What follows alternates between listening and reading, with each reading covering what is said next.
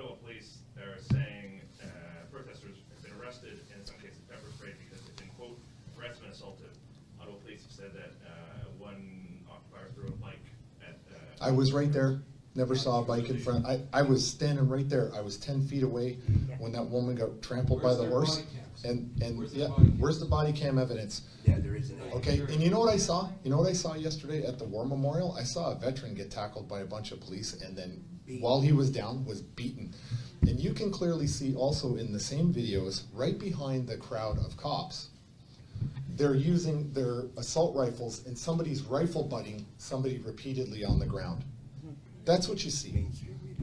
And if anybody would like to come and see me after, I do have a recorded video of that incident, so I can share that with anyone who would like. So Okay. you're saying that none of the protesters were aggressive or assaulted? You know what? I cannot say that with 100% certainty because you know what? There is such a thing. It's actually, truly, it's been studied in science called mob mentality. And when you have a police officer moving in on you and pushing you, you know what? You're not going to move. And I did see a lot of police pushing and shoving. And what I saw was the protesters turn their back on the police and just stand their ground while the police pushed through. And I was there when those horses came flying through. They were enormous. Those horses are huge. And we just got pushed right out of the way like we were not even there. And it was unnecessarily violence. It was just disgusting. And I hope that each and every one of those police officers that were there yesterday go home and they went home last night and looked themselves in the mirror and said, what the hell am I involved in? Who's telling me to do this?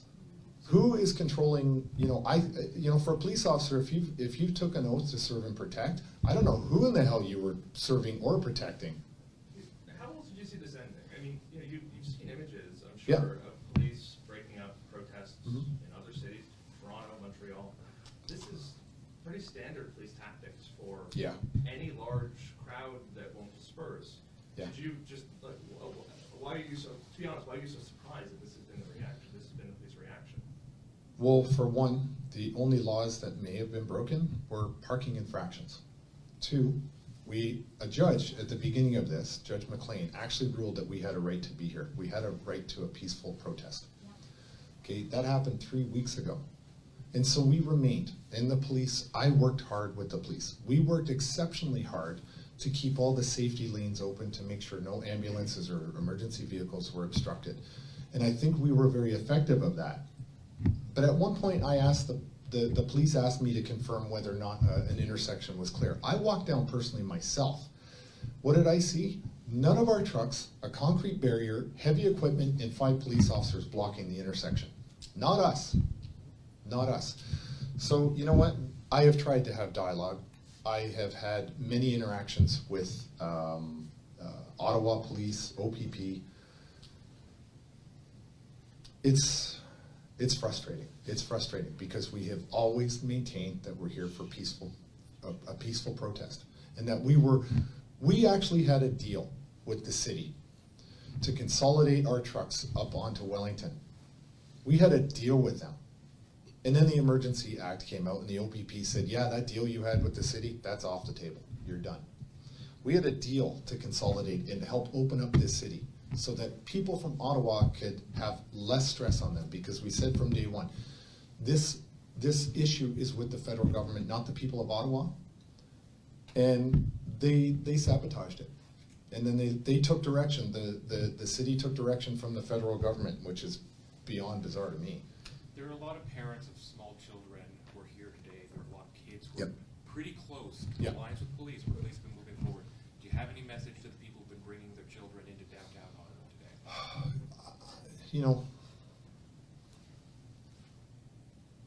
I personally would not bring my children into this type of a situation. That's my personal opinion for me, but I'm not the government. I'm not going to tell you what to think. I'm not going to tell you what to do. I'm going to allow other people to make their own decisions. And so I'm not going to tell parents what they can and cannot do with their children.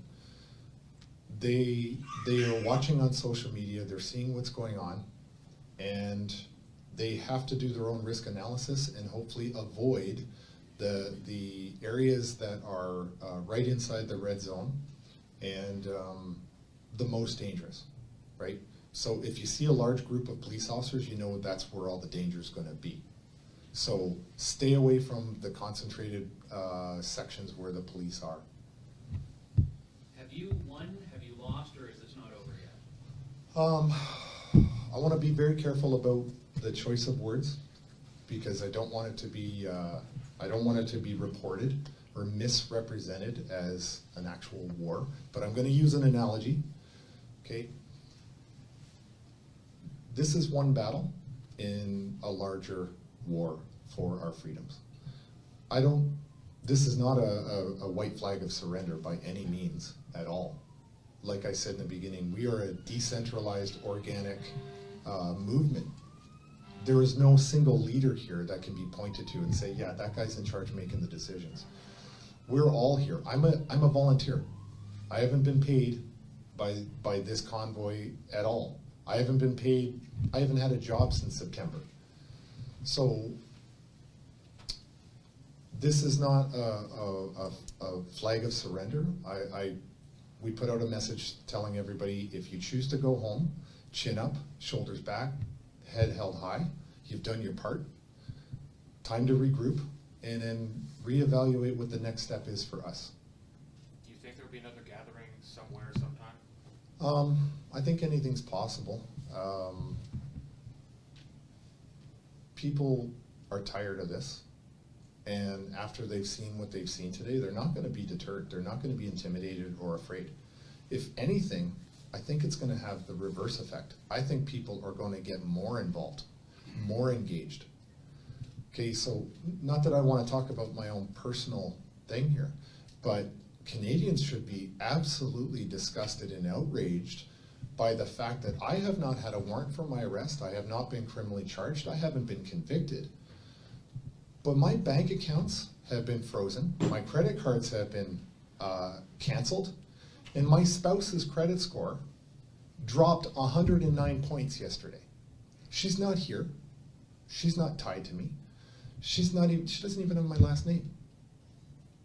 So Canadians should be absolutely outraged that when the federal government doesn't have a legal mechanism to do that without actual due process, but they can deputize the banks into taking away your assets from you and trying to, how exactly am I supposed to feed my kids? How am I supposed to pay my bills now? Right? Have I been charged with a crime? Not that I know of.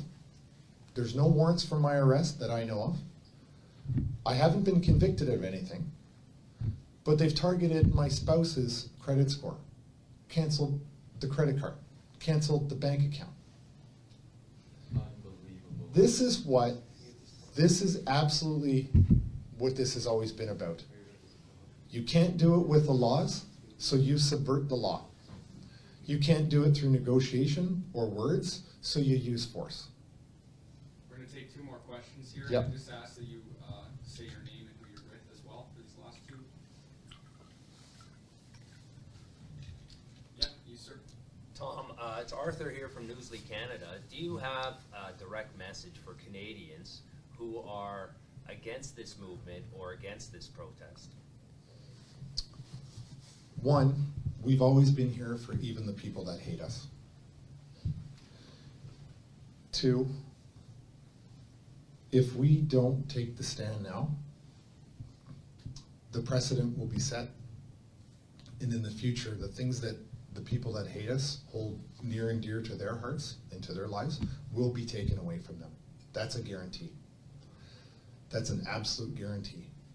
So what I would encourage all of the people that hate us to honestly stop looking at mainstream media footage, stop believing those lies because they are egregious lies. Start looking at social media, start looking at the videos you've seen from the protest here. Get a different perspective. Find out your own truth. I can't tell you the truth, but go out and find it. It's there, it's right in plain sight. But you're never gonna get told the truth by the propaganda that gets pumped out from CTV and CBC and some of the other mainstream media outlets. You'll never hear the truth. the city. Yeah. Michael Clausen from Bricks and News. Have there been any wins that you would like to share with us?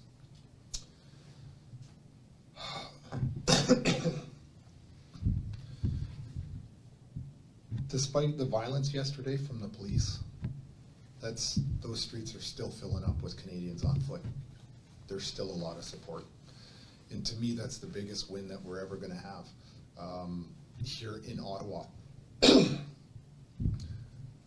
Maybe, just maybe, somebody, excuse me, somebody in Parliament finds their moral courage, breaks ranks with their party, gets in front of a microphone and shows themselves to be a true leader. That hasn't happened yet. There's been a lot of wins here, like on a personal level. I've met so many wonderful people that I will never forget. And I hope to be in contact with for the rest of my life. And it's been a grassroots movement. It's not been any single one person who's been leading the way. We've all been leading, from every single truck driver who came here by themselves to a giant convoy of 40 to 50 trucks that came here and had one person corral all of them and speak for that group. We've had a lot of wins.